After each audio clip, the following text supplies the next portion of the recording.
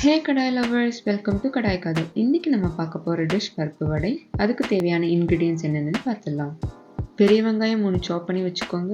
கறி லீவ்ஸ் கொஞ்சம், பெருஞ்சீரகம் 1 டீஸ்பூன், பச்சை மிளகாய் 2, கடலைப்பருப்பு 150 கிராம், உப்பு தேவையான அளவு, கொத்தமல்லி கொஞ்சம். இப்போ மாவுக்கு தேவையான மிக்சிங் நம்ம பண்ணிடலாம்.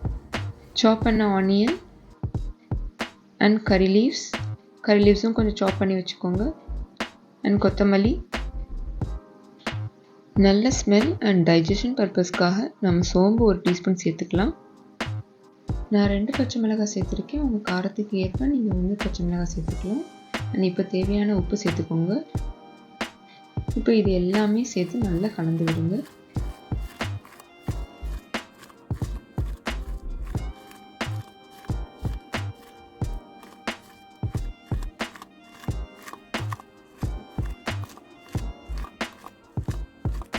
அவ்வளோதான். இப்போது நான் அரை மணி நேரம் ஊற வச்ச கடலைப்பருப்பை குறையாக அரைச்சி சேர்த்துக்க போகிறேன்.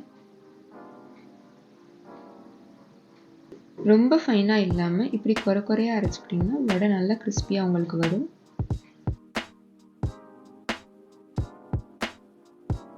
இப்போ நம்ம வடைக்கு தேவையான மிக்சிங் ரெடி ஆகிடுச்சு. இதை இப்போ நம்ம பொரித்து எடுத்துக்கலாம். கடாய் சூடானதும் ஆயில் சேர்த்துக்கோங்க. நம்ம ஷாலோ ஃப்ரை தான் பண்ண போகிறோம், அதனால் நிறைய ஆயில் சேர்க்க வேண்டாம். ஆயில் நல்லா சூடானதும் நம்ம வடையை தட்ட வேண்டாம், உருண்டை பிடிச்சி போட்டுக்கலாம். இந்த மெத்தடுக்கு நீங்கள் கிறிஸ்பியாக வரணும்னா நீங்கள் உருண்டை பிடிச்சி போட்டால் தான் நல்லா வரும்.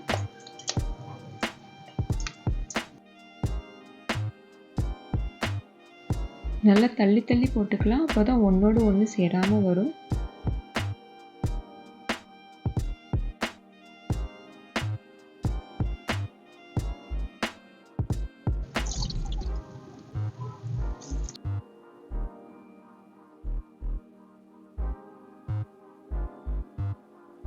இப்போ கொஞ்சம் திருப்பி விட்டுக்கலாம், அப்போ தான் ஈவனாக எல்லா சைடும் நல்லா வெந்து வரும்.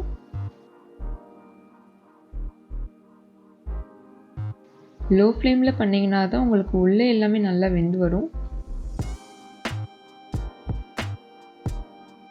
இது போல் நல்லா பொரிஞ்சு பொன்னிறமானதும் வெளியே எடுத்து சர்வ் பண்ணிடலாம்.